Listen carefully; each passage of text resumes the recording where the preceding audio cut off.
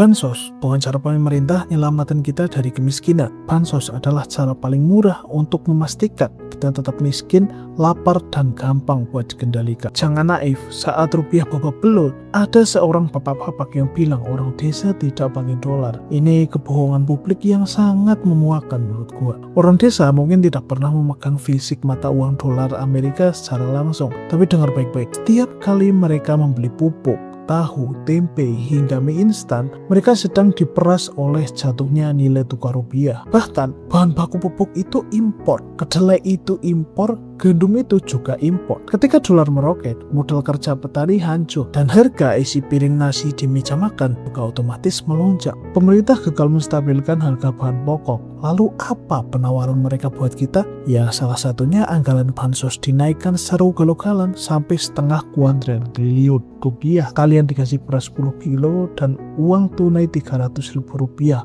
Lalu kalian dipaksa buat berterima kasih pada foto pejabat yang ditempel di karungnya. Ya walaupun mungkin ada yang nggak ada fotonya sih. Bansos itu bukan solusi, tapi cara mereka buat menjinakkan kalian agar tidak mengamuk karena ekonomi yang salah urus. Pertanyaannya, kalau anggaran bansos setiap tahun mencetak rekor tertinggi, kenapa jumlah orang miskin di Indonesia justru jalan di tempat? Sebenarnya ada rahasia gelap dan manipulasi angka matematika yang sengaja disembunyikan di balik kalkulator pemerintah. Jadi jangan skip video ini karena kita akan bongkar kebohongan angka balik itu semua.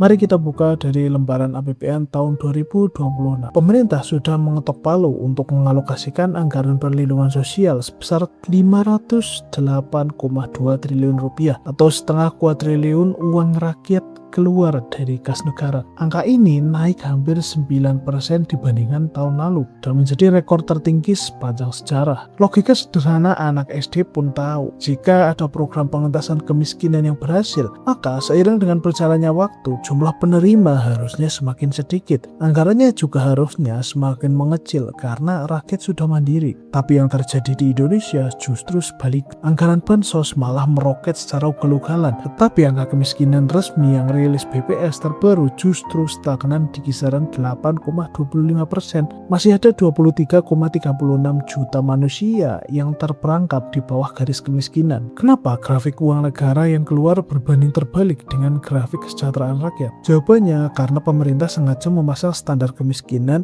yang sangat tidak manusiawi. Pemerintah menetapkan garis kemiskinan hanya sekitar Rp641.000 per orang per bulan, yang artinya pemerintah menganggap jika kita punya uang Rp22.000 sehari saja, kalian sudah bukan orang miskin lagi. Kalian tidak berhak mendapatkan bansos. Padahal di tahun 2026 ini, uang Rp22.000 kalau dipakai buat makan 3 kali sehari saja sudah sangat mustahil. Dan ini adalah trik matematika yang kotor. Standar kemiskinan sengaja ditekan serendah mungkin agar pemerintah bisa mengklaim ke publik bahwa angka kemiskinan berhasil turun. Sementara jutaan orang yang hidup sengsara di atas garis tipis itu dibiarkan rentan, cemas, dan sewaktu-waktu bisa jatuh miskin lagi. Mereka memanipulasi angka agar terlihat bekerja di atas kertas, sementara di dunia nyata, uang setengah kuadriliun rupiah tadi menguap tanpa pernah mengubah nasib kita. Lalu kemana sebenarnya aliran uang raksasa itu mengalir jika tidak pernah benar-benar mengentaskan kemiskinan? Kita akan bedah taktik kotor pembagiannya sampai ke tingkat paling bawah, langsung dari balik pintu parit. Bicara soal penyaluran bansos, mayoritas dari kita pasti langsung menunjuk hidung pemerintah desa. Banyak yang mengira kalau kepala desa atau ketua RT ataupun perangkat desa punya kuasa mutlak untuk menentukan siapa yang berhak dapat beras sembako ataupun BLT. Padahal kenyataan di lapangan itu jauh lebih rumit dan menyakitkan daripada itu. Musuh kita yang sebenarnya itu bukan aparatur desa, melainkan rusaknya sistem sinkronisasi data di tingkat pusat. Secara aturan formal, pihak desa itu wajib mengadakan musyawarah desa untuk mendata, memverifikasi, dan mengusulkan nama-nama warga miskin yang real melalui aplikasi digital Kementerian Pusat. Logikanya, orang desalah yang paling tahu siapa tetangga mereka yang benar-benar kelaparan. Tapi disinilah letak petakannya. Hasil usulan jujur dari bawah ini seringkali mental dan diabaikan oleh sistem pusat dengan alasan kuota penuh ataupun kendala administrasi. Dan lebih anehnya lagi, pusat justru sering menurunkan data siluman yang isinya sama sekali tidak akurat. Akibatnya muncul pemandangan yang bikin ngelus dada di lapangan. Warga yang rumahnya megah, punya kendaraan, ataupun kerabat dekat pejabat pusat ataupun pejabat desa malah keluar namanya sebagai penerima bansos. Sementara warga miskin yang asli, lansia sebatang kara yang tidak bisa berjalan ataupun yang benar-benar membutuhkan, namanya justru hilang dan dicoret dari daftar. Dan ketika barang bantuan itu turun ke desa, perangkat desa itu dipaksa berada di posisi yang sangat apes. Mereka menjadi bumper dari bobroknya birokrasi pusat, dan jika mereka membagikan bansos kaku sesuai dengan data siluman dari pusat, perang saudara antara tetangga bakal pecah di kampung. Dan perangkat desa yang lagi-lagi akan diamuk oleh massa dan menerima konsekuensi yang gak mereka buat. Dan mau tidak mau, demi menegakkan keadilan real di lapangan, perangkat desa terpaksa memutar otak dan melakukan manuver darurat yang disebut dengan pemerataan. Beras bansos yang harusnya hak mutlak nama yang ada di kertas terpaksa dibagi rata atau dialihkan kepada warga yang memang secara nyata benar-benar membutuhkan. Meskipun tindakan humanis ini secara administrasi hukum sangat beresiko buat dituduh menyelewengkan wewenang atau menyalahgunakan wewenang. Lalu pemerintah pusat dengan mudah lepas tangan dan buang badan dengan dalih semua berbasis data digital. Tetapi, benarkah digitalisasi ini dibuat untuk transparansi? Atau jangan-jangan teknologi sengaja dipakai untuk menciptakan dinding pembatas baru agar orang miskin asli semakin tersingkir? Pemerintah selalu membanggakan yang namanya digitalisasi. Mereka bilang dengan aplikasi, dengan verifikasi online, pembagian bansos jadi lebih transparan dan tepat sasaran. Tapi di lapangan, digitalisasi ini berubah menjadi dinding pembatas baru yang justru mengusir orang miskin asli.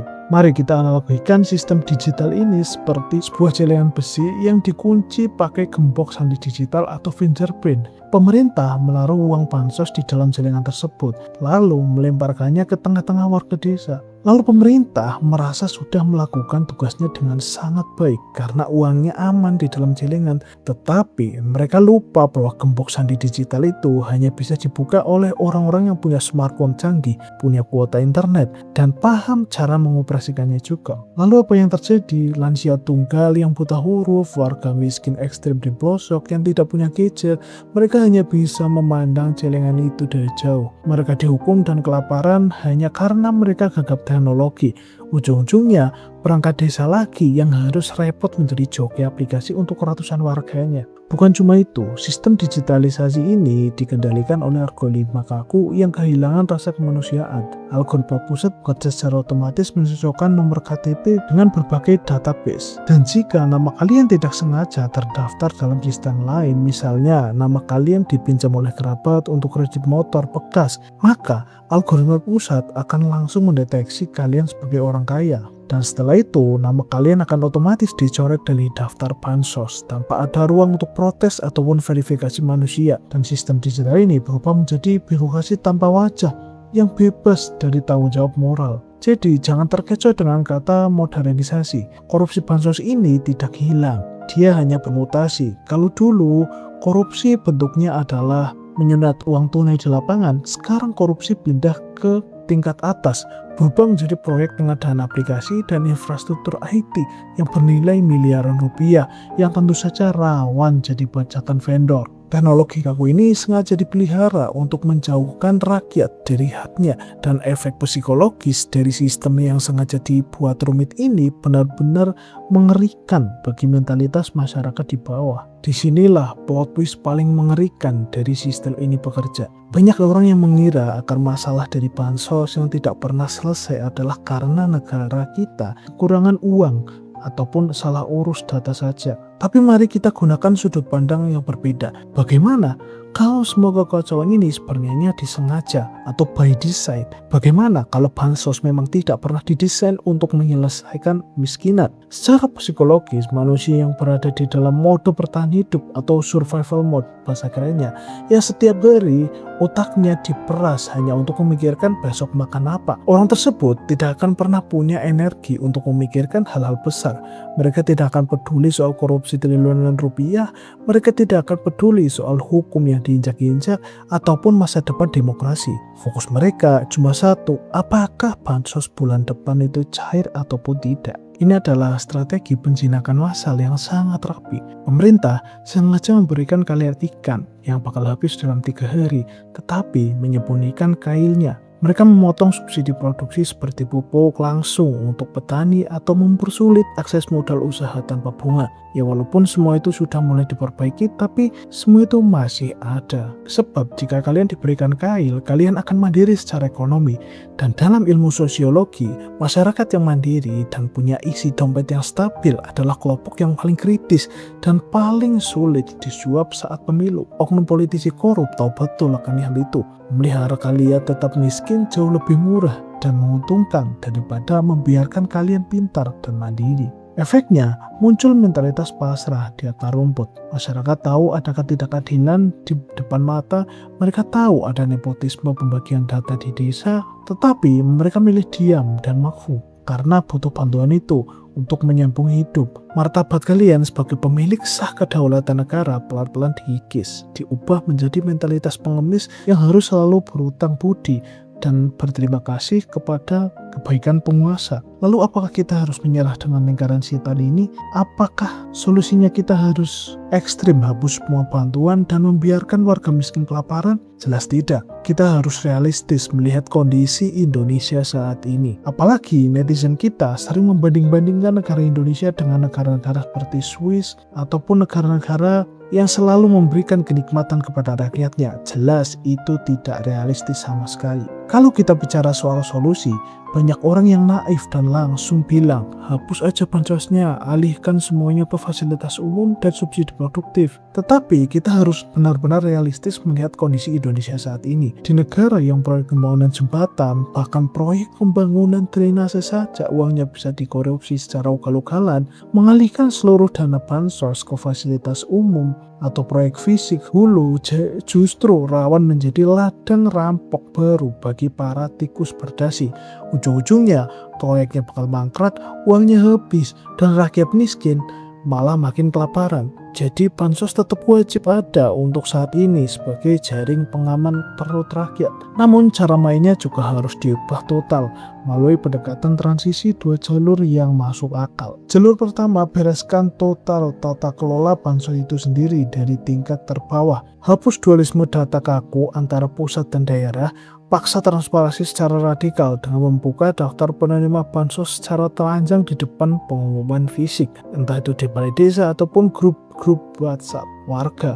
Biar warga bisa saling mengawasi, dan yang paling penting, pemerintah wajib mencantumkan label psikologis yang tegas di setiap kemasan bantuan. Misalnya, bansos ini dibiayai oleh pajak rakyat, bukan hadiah dari pejabat.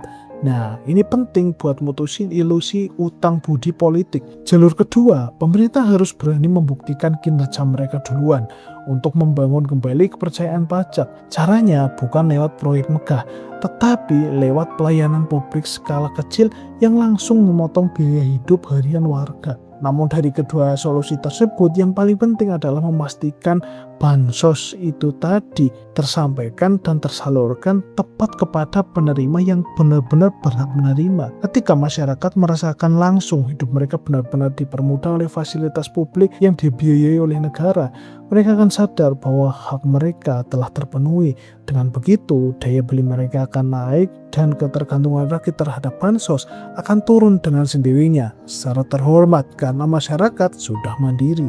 Lalu apa kesimpulan akhir dari semua permainan kotor sosial ini? Dan pilihan apa yang tersisa di tangan kita sebagai warga negara? Sekarang pilihan itu ada di tangan kalian masing-masing. Apakah kalian mau terus diam dan menormalisasi sistem yang manipulatif ini? Sistem yang sengaja memelihara kemiskinan agar setiap 5 tahun sekali para mafia politik bisa datang membawa karung beras, berlaga seperti pahlawan, lalu membeli suara kalian dengan harga yang sangat-sangat murah. Atau kalian mau mulai berani membuka mata, menuntut hak kalian yang sesungguhnya berupa fasilitas publik yang layak, transparansi data yang jujur, dan keadilan ekonomi yang memanusiakan manusia. Bansos itu bukanlah solusi menurut gua, tapi cara mereka buat menjinakkan kalian. Jangan mau dijinakkan hanya karena isi piring nasi kalian disandra oleh kepentingan kekuasaan. Dan terakhir, Bagaimana kondisi pembagian bansos di desa atau lingkungan tempat tinggal kalian sendiri? Apa kalian melihat keadilan di sana atau justru kalian malah melihat kepalsuan data yang sama seperti yang kita bahas tadi? Tulis pendapat kalian di kolom komentar di bawah, boleh berupa cerita, masukan, kritik, ataupun mau debat gue di kolom komentar di bawah juga boleh. Terima kasih sudah nonton video ini sampai akhir. Gue Ami Ferdianto, sampai jumpa di video berikutnya. Kalau gak malas.